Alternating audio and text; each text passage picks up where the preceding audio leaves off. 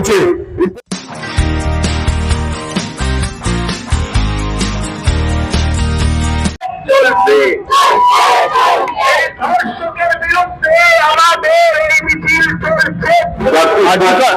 কাণ্ডের প্রতিবাদে প্রতিদিন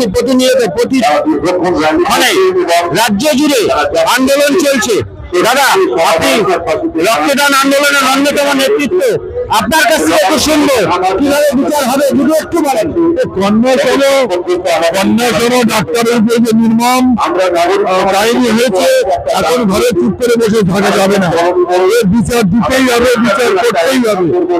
সারা জীবন ধরে যা দেখেছি, এর থেকে জঘন্যতম কোনো কাজ হতে পারে না, এবং সেইখানে তার বিচার ব্যবস্থা এবং সরকারি প্রশাসন পর্যন্ত সেই বিচার দিতে পারছে না, এটা অত্যন্ত লজ্জা। তাই এই চিকিৎসকের বিচার চাই, এই হত্যার বিচার চাই, এই কন্যার বিচার চাই, এই বোনের বিচার চাই। এই বিচারের জন্যই আগামী সারা পৃথিবী জুড়ে, আজকে খালি বাঙালিরা উত্তাল হয়নি, সারা বিশ্ব উত্তাল হয়েছে, সারা রাজ্য উত্তাল হয়েছে, সারা দেশ উত্তাল হয়েছে। আজকে জওহর সরকার যে কথা বলেছেন, আমিও সেই কথাই বলছি।